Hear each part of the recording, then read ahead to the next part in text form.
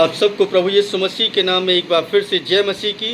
और आज के मनन के लिए हम एक बार फिर से यशायाह नबी की पुस्तक उसके 30 बाब को, जो कि हम पिछले बार देख रहे थे, उसको थोड़ा सा आगे देखेंगे। और जैसा कि हमने उसमें पढ़ा था कि परमेश्वर यहोवा कहता है कि हाय उन विद्रोही बच्चों पर जो योजना तो बनाते हैं पर मेरे ओर से नहीं, संधि तो करते हैं पर मेरी आत्मा से नहीं। ये परमेश्वर के वचन के द्वारा यशायाह नबी जो कि हमसे बातचीत कर रहे हैं, और परमेश्वर का आत्मा यशायाह नबी के अंदर आता है और वो हमें एक संदेश देता है। और ये वचन जो है वो हमेशा हमेशा के लिए है। मैं आज उसके थोड़े से आगे पदों पर गौर करूंगा, और ये बहुत ही महत्वपूर्ण है, आज के समय के लिए है। आप इसको अवश्य याद रखें। इसका 8वां पद कहता है, अब जा, मैं शॉर्ट में पढ़ रहा हूँ ताकि आप घर में वापस ना इसको पढ़ सकते हैं। अब जा और इसको उनके सामने पटिये पर खोद और पुस्तक में लिख कि यह भविष्य के लिए सर्वदा की साक्षी ठहरे, क्योंकि यह तो बलवा करने वाली जाति है। ये झूठे पुत्र, हाँ ऐसे पुत्र हैं जो यहोवा की आज्ञाओं को सुनना नहीं चाहते। अजीजों, जो लोग अपने मन से योजनाओं को बनाते हैं, जो लोग अपने संधि इस संसार के साथ करते हैं, वो परमेश्वर के वचन से कितने दूर हैं और परमेश्वर की आज्ञाओं को वो सुनना ही नहीं चाहते। यशायाह नबी की इस पुस्तक के अंदर, जो 30वें बाब के अंदर जो हम पढ़ रहे हैं, वो परमेश्वर ऐसे लोगों के विषय में जो आज के समय में पाए जा रहे हैं, वो उनके विषय में क्या कहते हैं। वो कहते हैं कि तुम लोग क्या कहते हो, दर्शियों से कहते हैं, यानी कि जो परमेश्वर के वचन को सही सही ठीक ठीक प्रचार करते हैं और जो सही बातों को बताने का यत्न करते हैं, उनके विषय में ऐसे लोग क्या कहते हैं और किस तरीके की विचारधारा रखते हैं। ये सब बातें मत करो ना, ये सब व्यर्थ की बातें हैं। और देखो, हम लोग बहुत बड़ा काम कर रहे हैं, हम लोगों ने बहुत सेवा की है। वो कहते, दर्शियों से कहते हैं तुम दर्शन मत देखो, और नबियों से कहते हैं नौबत करके हमें सत्य न बताओ, वरन हमसे मीठी मीठी बातें करो और मिथ्यापूर्ण नौबतें सुनाओ। मिथ्यापूर्ण यानी झूठी भविष्यवाणी करो। ऐसी भविष्यवाणियों से लोग आज प्रसन्न हो रहे हैं। भविष्यवाणी का आधार क्या है नहीं मालूम है, लेकिन हर एक व्यक्ति भविष्यवक्ता बना बैठा है। हर व्यक्ति कहता है कि मैं भविष्यवक्ता हूँ, ओ देखो मैं भविष्य की बातें बता रहा हूँ। भविष्यवाणी ना करने के लिए किसने? परमेश्वर का आत्मा मुझे बताता है। लोग कहते हैं परमेश्वर का आत्मा मुझसे बात करता है। लोग बोलते हैं और लोग कहते हैं कि देखो परमेश्वर ने मुझे दर्शन दिया है। जब लोग ऐसा बोलते हैं, अजी जो कुछ समय के बाद मालूम चलता है कि वो दर्शन की बात, वो योजना, वो नौबत कहीं पर भी पूरी होती हुई नजर नहीं आती है। लेकिन फिर भी झूठ को इतना महत्व दे देते हैं लोग, उससे इतनी प्रीति रखते हैं लोग कि फिर भी उन्हीं के पीछे चलते हैं, फिर भी उन्हीं से बोलते हैं, ओ ये तो बहुत अच्छा कार्य कर रहे हैं। मैं तो यहाँ तक कहता हूँ कि जब आप कोई गवाही देते हैं, उस गवाही को भी देने से पहले आप कम से कम 50 बार सोचें। आप ना बोलें परमेश्वर ने देखो मेरे लिए ऐसा किया है, पवित्र आत्मा ने मुझे अगुवाई दी, परमेश्वर मुझसे बात कर रहा था और मैंने ना ये काम किया। आप विचार करें कि वास्तव में वो परमेश्वर की तरफ से है या नहीं है। अगर ऐसा नहीं करते हैं तो आपने जो भी गवाही दी और ये कहकर के दी कि परमेश्वर ने मुझे ऐसा कहा है, पवित्र आत्मा ने मुझे ऐसा कहा है, और वो बात पूरी नहीं हुई और उस बात पर अमल नहीं कर सके आप लोग, तो समझ लें कि आप झूठे हो गए। आपने एक झूठी भविष्यवाणी कर दी, झूठी गवाही दे दी, और परमेश्वर उसका पलटा आपसे ही लेगा, क्योंकि आपको पता ही नहीं चला कि आपने किस आवेश में आकर के, किस भावना में आकर के उस गवाही को दे दिया, उस झूठ को बोल दिया। क्योंकि कुछ समय के बाद पता चलता है कि है ना वो परमेश्वर की तरफ से थी या नहीं थी। मैं जैसे कि पिछले दिनों बता रहा था, पिछली बार कई है ना संदेशों में मैंने बताया, लोग कहते परमेश्वर ने मुझे दर्शन दिया कि देखो इतने समय में ये काम होने वाला है। वो समय निकल जाता है, उसके बाद और समय निकल जाता है। अरे वो भविष्यवाणी कहाँ गई, कहाँ पर गई वो भविष्यवाणी। लेकिन लोग मीठी बातें सुनना पसंद करते हैं। यहाँ पर परमेश्वर कह रहे हैं, मैं नहीं कह रहा हूँ। उनको क्या, मीठी मीठी बातें करो हमसे और झूठी बातें, झूठी नबूवतें सुनाओ हमें। ऐसे लोग है ना उपस्थित हो गए हैं आज। परमेश्वर की जब भविष्यवाणी होती है, परमेश्वर की तरफ से होती है, वो फल लेकर के आती है। और आप ना एक बात को जान लें कि परमेश्वर कभी भी झूठ नहीं बोलता है। वो आदमी नहीं है, वो मनुष्य नहीं है कह झूठ बोले या कह करके मुकर जाए। मैं हमेशा एक बात का पक्ष धर रहा हूं, और वो ये बात कि आप अपने जीवन को वैसा चलाएं जैसा परमेश्वर चाहता है। और परमेश्वर जब जैसा चाहता है वैसा आप चलेंगे, आपको लोग कभी पसंद नहीं करेंगे। लोग आपके बारे में चर्चाएं करने लगेंगे। लेकिन एक समय आएगा, बहुत समय के बाद में पता चलेगा कि वास्तव में सच्चाई क्या है। और जब सच्चाई सामने आती है, उसके बाद लोग है ना कहने पाते हैं, अरे यार ये तो हमने है ना ऐसा सुना था, वो बात सही थी, ये बात गलत है। हम भावनाओं में बह जाते हैं, चकाचौंध में बह जाते हैं, भ्रमित हो जाते हैं, वो लोगों की बातों में जल्दी आ जाते हैं, क्योंकि झूठी बात मीठी लगती है ना, झूठी भविष्यवाणी मीठी लगती है।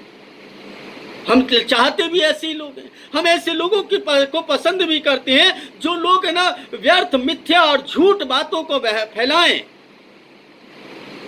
परमेश्वर मुझसे ऐसा कहता है, हम लोग कहते हुए सुनते हैं। कौन सा आधार है परमेश्वर आपसे कहता है? और अगर कहता है तो वो काम क्यों नहीं होता है? इसका मतलब है कि परमेश्वर नहीं, आपकी अपनी दिमाग की उपज है, अपनी विचारधारा है, आपकी योजना है। आपसे परमेश्वर कहते हैं कि तुम मुझसे बिना पूछे योजना बनाते हो, मुझसे बलवा करते हो। संधि तो कर रखी है, लेकिन मेरी आत्मा से नहीं कर रखी। परमेश्वर की आत्मा से संधि नहीं है, इस संसार के हाकिम के साथ संधि कर ली है, क्योंकि वो आपको जैसा चाहता है वैसा घुमा देता है। देखो अभी मैं ये करने वाला हूं, परमेश्वर ने मुझे ऐसा बोला है। लेकिन कुछ समय के बाद पता चलता है कि वो काम तो होता नहीं और वो कोई दूसरा ही काम करने लगता है। अरे अभी तक तो परमेश्वर ने बोला था, अभी तक तो परमेश्वर ने कहा था। लेकिन क्या है, शैतान ने आपके मस्तिष्क के अंदर एक बात डाली, एक विचारधारा डाली, और उसके बाद आपने ना उस बात को बोल दिया। आप जब भी कभी कोई बात बोलें, मैं आपको एक सजेशन देना चाहूँगा, एक राय देना चाहूँगा। आप अपने शब्दों में खुद ना फंसें। आप ना एक बात बोले, परमेश्वर चाहेगा तो ऐसा होगा। यीशु मसीह के जैसे अपने अल्फाजों को ना इस्तेमाल कर लें कि ये अगर प्रभु मेरी नहीं तेरी इच्छा पूरी हो, तो आप अपने उस घिनौने पाप से बच जाएंगे, उस भयानक पाप से बच जाएंगे जो आप परमेश्वर के विरुद्ध करने की हिमाकत कर बैठते हैं। कभी भी आप जब गवाही देते हैं, मैं बहुत सारे लोगों को देखता हूं जब गवाही देते हैं, परमेश्वर ने मुझसे कहा था और मैंने ऐसा किया और ऐसा हो गया और ये काम ऐसा हो गया, अच्छा हुआ था। लेकिन थोड़े समय के बाद मालूम चला कि वो काम बिगड़ गया। तो इसका मतलब हुआ कि वो काम परमेश्वर की तरफ से नहीं था, परमेश्वर नहीं कर रहा था वो काम, परमेश्वर की आत्मा नहीं कर रही थी। आप विचार करें कि अपने जीवन में कितनी आपने भविष्यवाणियों को सुना और वो भविष्यवाणियां कितनी पूरी हुई हैं। कितने लोगों ने भविष्यवाणी की, उनकी भविष्यवाणी कितनी पूरी हुई हैं। वो कौन सा फल लेकर के आई हैं, क्या आधार था उनका। कितनी गवाहियां आपने सुनी हैं कि परमेश्वर ने मुझे ऐसा दर्शन दिया है, परमेश्वर मुझसे ऐसा बात किया है। और उसके बाद आपने देखा कि वो बात ना कुछ समय के बाद वो खत्म हो गई, वो बात पूरी नहीं हुई। तो इसका मतलब वो विचारधारा थी, उसकी अपनी योजना थी, अपनी सोच और अपनी समझ थी। अजीजों, हम कोई भी बात बोलने से पहले हम इस बात को ध्यान में रखें कि परमेश्वर आपको देखता है, परमेश्वर आपको जांचता है, परमेश्वर आपको परखता है, मुझे परखता है। मैं कोई भी बात करता हूं, मैं हमेशा अपने विचारधारा को अलग रखता हूँ और परमेश्वर के वचन से नाप तोल करके बोलने की कोशिश करता हूँ। हमेशा सही बोलता हूँ ऐसा भी नहीं कह सकता। हो सकता है कि मुझसे भी गलती होती है, लेकिन जहाँ पर गलती होती है मैं तुरंत प्रभु से माफ़ी मांग लेता हूँ। प्रभु यहाँ पर मुझसे गलत निकल गया, इसलिए हमेशा बोलता हूँ कि परमेश्वर चाहेगा तो ऐसा होगा, प्रभु चाहेगा तो ऐसा होगा, प्रभु की इच्छा के अनुसार ऐसा करूँगा। और क्योंकि प्रभु ने ऐसा ना चाहा है तो होगा, अगर ना नहीं चाहेगा तो नहीं होगा। क्योंकि अपनी मर्जी से तो मैं कुछ भी नहीं कर सकता। अपनी मर्जी से मैं क्या, इस संसार का कोई भी व्यक्ति कुछ नहीं कर सकता। उसके आगे अगर मैं पढ़ूं तो उस पर लिखा है, इसके 12वें पद में लिखा है, इस कारण इस्राएल का पवित्र यूं कहता है, इसलिए कि तुमने इस वचन को तुच्छ जाना तथा अत्याचार और छल कपट पर भरोसा रखा, उन्हीं पर विश्वास किया, उन्हीं पर विश्वास किया, ऐसे लोगों पर विश्वास किया। अभी कल मेरी पत्नी है ना किसी से बोल रही थी कि जो पाप करता है वही दोषी नहीं होता, लेकिन जो पाप करने वाले का संगी होता है वो भी उतना ही दोषी होता है। कल नहीं परसों बोल रही थी किसी से कि जितना पाप करने वाला दोषी है उतना ही उसके संगी भी दोषी है, क्योंकि उसके कामों में वो सहभागी है, उसकी खुशी में सहभागी है? उसकी विचारधारा से सहभागी है। कोई घटना घट गई थी जिसकी वजह से उन्होंने किसी व्यक्ति को बोला, तो मुझे लगा कि ये बाइबल की है ना बात है कि जब है ना जैसे लोगों की संगति करते हैं हम, वैसे ही हमारी विचारधारा भी हो जाती है। यकीनन बहुत कम लोग हैं जो अपनी विचारधारा को बचा करके रख पाते हैं। मैं भी है ना कई बार जब ऐसे लोगों की संगति करता हूँ तो विचारों में कुछ ना कुछ तो परिवर्तन आ ही जाता है, क्योंकि जिस मानसिकता के साथ आप अपने जीवन को रखेंगे उसी तरीके से आपका जीवन निर्मित होता है, उसी तरीके से आपका जीवन बनता है। इसलिए अपने जीवन को संवार करके रखें, अपने जीवन को आप सुरक्षित रखें। आपके लिए बहुत ज़्यादा जरूरी है कि आप कैसे विचारधारा के साथ हैं। जिस विचारधारा के साथ आप हैं उससे आपका चरित्र का निर्माण होता है। अगर आप अच्छी विचारधारा के साथ रहेंगे तो आपका जो चरित्र है वो अच्छा निर्माण होगा। अगर आप बुरी विचारधारा के साथ ना संगी होंगे, साथी होंगे, तो आपका भी चरित्र बुरा ही हो जाएगा। उसके आगे अगर मैं देखूं 15वां पद कहता है, मैं शॉर्ट में इसको बात बताना चाहता हूं, क्योंकि प्रभु यहोवा इस्राएल का पवित्र यूं कहता है, लौट आने और भरोसा रखने में तुम्हारा उद्धार है। लौट आने में और भरोसा रखने में ही तुम्हारा उद्धार है। शांत और निर्भर रहने में ही तुम्हारी वीरता है, परंतु तुमने ऐसा ना चाहा। मतलब हम ऐसा चाहते ही नहीं कि प्रभु हम पर प्रभुता करे या प्रभु की बातों को हम माने। हम लौटें, परमेश्वर की तरफ लौटें। संसार में आप जब ना खो जाते हैं, मुझे भाई सुभाष गिल का एक जो गीत है वो मेरे जहन के अंदर से कभी भी नहीं निकलता है। और जब पहली बार मैंने सुना था तो मैंने बहुत लोगों को वो गीत न दिया, दुनिया की भीड़ में क्यों खो रहा, मिलेगा कुछ भी फल ना तुझे, जो बो रहा, आ बेटा घर लौटा। मतलब लौट आने के लिए जब वो गीत सुना था मेरे दिल को छू गया था। मैं आज भी उस गीत को अक्सर गुनगुनाता हूं। दुनिया की भीड़ में खो गए, ऐसे लोगों के भीड़ में खो गए जो परमेश्वर का बखान तो करते लेकिन वास्तव में परमेश्वर की शक्ति को नहीं मानते।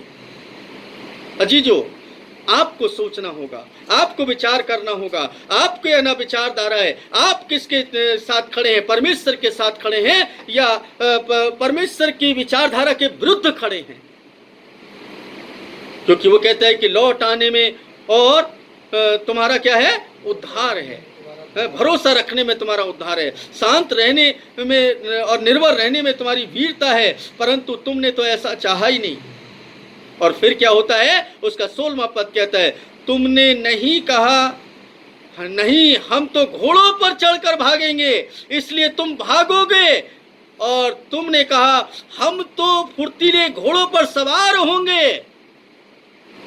आप देखिए किसी भी व्यक्ति को देख लिए, चाहे वो प्रचारक है, चाहे वो इस दुनिया का व्यक्ति है, चाहे वो पैसे वाला है, चाहे वो ताकतवर है, हर व्यक्ति है ना जो है ना जिस चीज में माहिर हो जाता है ना, उसकी जो अहंकार है उसका बोलने लगता है, अहंकार बोलने लगता है उसका। और वो उस समय तो है ना अहंकार में वो बहुत कुछ बोल जाता है, उसको पता भी नहीं चलता कि मैं क्या बोल रहा हूं, क्योंकि वो विचार नहीं करता, चिंतन नहीं करता, मनन नहीं करता। और वो सोचता है अब तो हम दौड़ने लगे हैं, अब तो हम दौड़ जाएंगे, अब तो हम भाग जाएंगे। तो परमेश्वर कहता है कि तुम तो भागोगे, और तुमने कहा हम फुर्तीले घोड़ों पर सवार होंगे। तो वो कहते अतः तुम्हारा पीछा करने वाले भी फुर्तीले होंगे। मत भूलो इस बात को कि जब तुम ऐसा भागोगे तो तुम्हारे जो पीछा करने वाले हैं ना, यानी जो तुम्हारा जो विरोधी है, वो भी उतनी तेजी के साथ तुम्हारे पीछे पीछे रहेगा। और एक ही धमकी से 1000 भाग खड़े होंगे, 5 की धमकी से तुम ऐसा भागोगे कि पर्वत की चोटी के झंडे तथा पहाड़ी पर की पताका झंडे के समान रह जाओगे। कहने का मतलब है कि फिर हमारा अस्तित्व ही खत्म हो जाएगा, क्योंकि हम तो भागने लगे ना इस दुनिया के साथ। जब भागना शुरू कर दिया ना हमने, तो समझ लें कि हम अपने पतन की तरफ जा रहे हैं, क्योंकि परमेश्वर हमारे साथ नहीं भाग रहा है, परमेश्वर हमारे साथ नहीं भागता। यही कारण है कि लोग अपनी विचारधारा के साथ भाग रहे हैं। आप देखिए किसी को भी, जितने लोगों ने परमेश्वर के विरुद्ध न बलवा किया है, परमेश्वर के विरुद्ध न कार्य किया है, परमेश्वर के विरुद्ध योजनाएं बनाई हैं, परमेश्वर के विरुद्ध अपनी तमाम शक्ति और सामर्थ्य को इस्तेमाल किया है, और परमेश्वर के आत्मा के साथ संधि नहीं की है, उन्हों का हस्र देखे होंगे आप ना, वो दिन पर दिन नीचे आते चले गए। और एक दिन आता है कि उनका अस्तित्व खत्म हो लेता है, उनका नजर नहीं आते फिर वो। आप अपने जीवन के अंदर देखे होंगे कितने सारे लोग है ना बहुत तेजी के साथ ग्रो किए, बहुत तेजी के साथ बहुत ऊंचे पर उड़ने लगे, लेकिन एक दिन आया कि अब उनका कोई अस्तित्व नहीं है।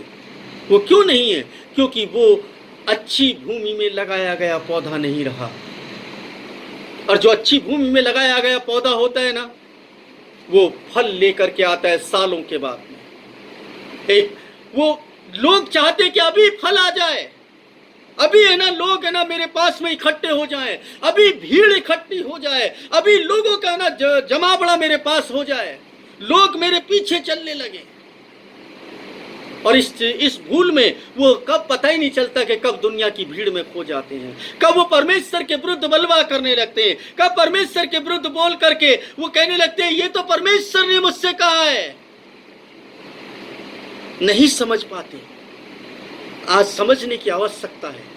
अजीजों, बाइबल कहती है कि जब भी हम कुछ बोलें बहुत ही विचार करके बोलें।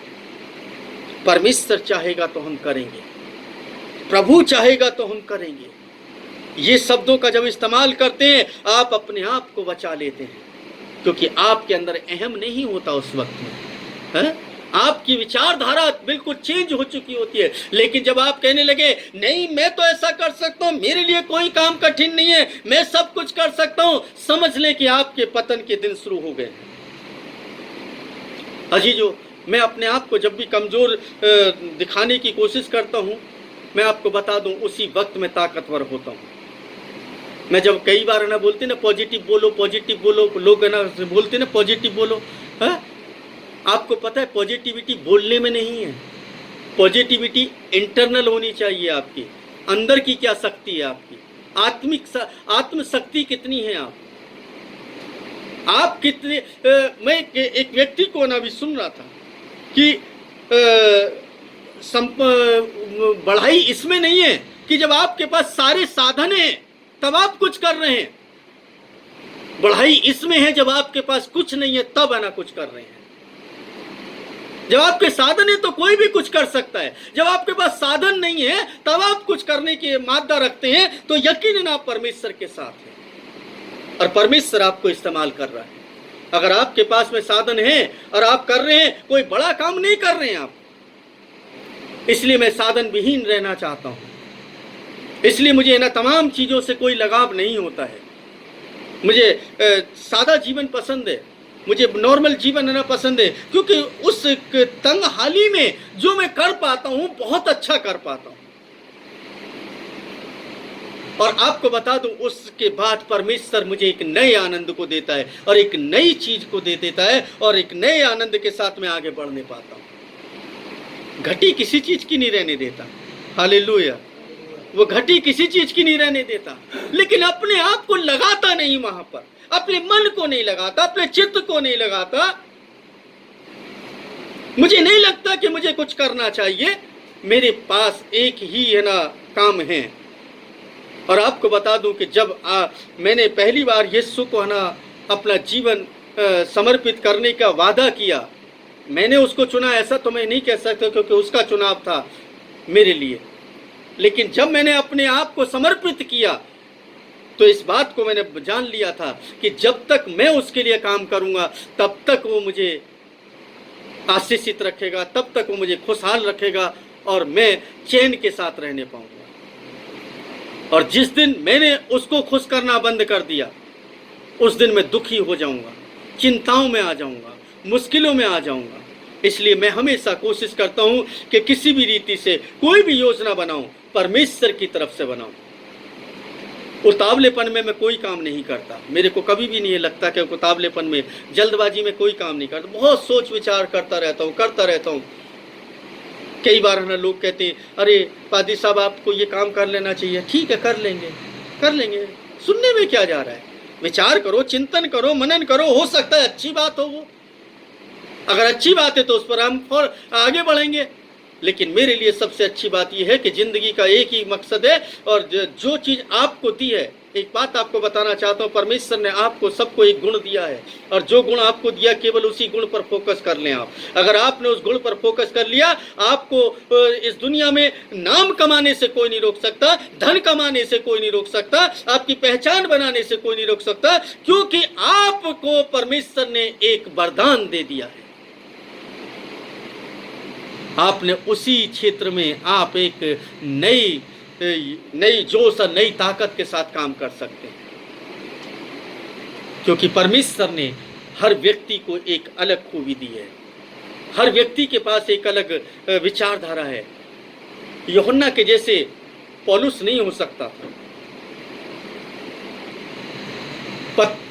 पतरस के जैसे अंद्रयास नहीं हो सकता था,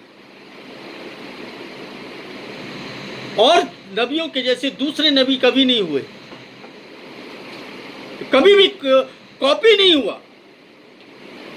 हुआ। कुछ नया दिया परमेश्वर ने, और जो कुछ दिया पहले से कहीं ज्यादा उत्तम दिया। आप किसी भी नबी को उठा करके देख लीजिए, हर एक नबी के द्वारा आपको एक नई ताकत और नई ऊर्जा मिली होगी जब भी आप उनके बारे में पढ़ते होंगे, सुनते होंगे, क्योंकि एक नई ताकत और एक नई ऊर्जा स्थिर नहीं है कहीं पर भी। इसलिए कभी भी जीवन में कभी आप स्थिर ना हो जाएं। आपको सबसे बड़ा आइडियल बना लेना चाहिए खुदावंद यीशु मसीह को। उसके पीछे चलना शुरू कर दीजिए, जिंदगी संवर जाएगी। और बोलना शुरू कर दीजिए, परमेश्वर चाहेगा तो मैं ये करूंगा, अगर परमेश्वर नहीं चाहेगा तो नहीं करूंगा। परमेश्वर की इच्छा होगी तो होगा। परमेश्वर ने ऐसा कहा है, मुझसे कभी ना कहें, अगर कहा है तो ही कहें। और जो लोग है ना फोर्सफुली ऐसा बोलते हैं कि परमेश्वर ने मुझसे ऐसा कहा है, ये भविष्यवाणी है, ये समय, ये बात ऐसे होने वाली है, आपको बताएं, उन भविष्यवाणियों को जरूर है ना आप नोट करें, और नोट करने के बाद कुछ समय तक है ना वॉच करें, और एक महीने, 2 महीने, 4 महीने, 6 महीने, 2 साल, 5 साल में उनको देखें, और पता चलेगा कि वो भविष्यवाणी परमेश्वर की तरफ से थी या उसकी अपनी विचारधारा के अनुसार। अजीजों, जब है ना कभी भी कोई भी बात करते हैं, हम परमेश्वर की विचारधारा के अनुसार करनी चाहिए। अगर मैं कोई भी बात बोलने की कोशिश करता हूं तो कोशिश करता हूं कि किसी भी तरीके से मैं उस बात को बोलूं जो परमेश्वर चाहता है, अपनी तरफ से कुछ नहीं बोलना चाहता है। कोशिश निरंतर रहती है कुछ ना कुछ बोलूं, लगातार बोलना चाहता हूँ, लेकिन फिर भी हमेशा इस बात का ध्यान रखता हूँ कहीं ऐसा ना हो कि मैं जो बात बोलूँ वो किसी के जीवन को दुख दे दे। बहुत ही सोच समझ करके, विचारधारा के साथ, परमेश्वर को उपस्थित जान करके उस बात को बोलता हूँ। प्रोफेसी तो हमसे भी होती हैं, कितनी बार होती हैं, लेकिन हम नहीं कह सकते कि हम प्रॉफिट हो गए हैं। कितनी भविष्यवाणियां है ना परमेश्वर के द्वारा की गई हैं, जो है ना इस नाचीज कूड़े को इस्तेमाल किया, लेकिन कभी है ना इस्तेमाल है ना होने के लिए ये नहीं बोला कि ना भाई मैं भविष्यवक्ता हो गया। क्यों? क्योंकि भविष्यवक्ता होने का मतलब जिस दिन लोग समझ जाएंगे उस दिन पता चलेगा कि वास्तव में भविष्यवक्ता होता क्या है। हालेलुया। भविष्यवक्ताओं को पढ़ लेंगे तो उनका जीवन चरित्र पढ़ लें तो पता चल जाएगा कि आज के जो भविष्यवक्ता हैं उनका जीवन चरित्र और इनका जीवन चरित्र कैसा है। आप देखिए फेसबुक, यूट्यूब, पता नहीं कहां कहां पर, और ना बड़े बड़े ना लोगों में प्रॉफिट्स आ गए हैं, भविष्यवक्ता। अजी जो बाइबल कहती है अंत के समय में ऐसे झूठे भविष्यवक्ता बहुत खड़े हो जाएंगे, जो परमेश्वर को तो मानेंगे लेकिन उसकी शक्ति को कभी नहीं मानेंगे, उसकी शक्ति को कभी नहीं मानेंगे। तो ऐसे लोगों से सावधान रहें, और जो मीठी बातें करते हैं उन लोग, और ऐसे लोगों से भी सावधान रहें जो ऐसी बातें सुनना पसंद करते हैं। इसलिए मैं हमेशा कहता हूं कड़वा खाना शुरू करें, मीठा खाना शुरू ना करें, क्योंकि कड़वा खाने से आपका स्वास्थ्य अच्छा रहेगा। आपको मान लो एक कहावत है कि कीड़े मीठे में ही पड़ते हैं, कीड़े मीठे में ही पड़ते हैं, कड़वे में कभी कीड़े नहीं पड़ते, कड़वे में कभी कीड़े नहीं पड़ते, कड़वी चीज में कभी कीड़े पड़ते भी नहीं देखे होंगे। जो मीठा होगा ना वस्तु होगी उसी में कीड़े पड़ते हैं, ध्यान रखिए। इसलिए आप कड़वा बोल लें, कोई दिक्कत नहीं, उस समय बुरा लगेगा। आप परमेश्वर का वचन जैसे बताता है वैसे पेश करना शुरू कर दें, कोई दिक्कत नहीं आएगी। उस समय आपको पसंद नहीं करेंगे, लेकिन आने वाले वक्त में वो आपको जरूर याद करेंगे, ओ मैं उनकी बात मान लेता तो शायद अच्छा होता। अजी जो परमेश्वर के इस वचन को पढ़ें, यशायाह 30 को अवश्य न घर में जाकर के पढ़ें और बहुत गंभीरता के साथ पढ़ें, ताकि आपका जीवन चरित्र बदल जाए और आप ना समझने पाए कि हम कहाँ पर गलती करते हैं।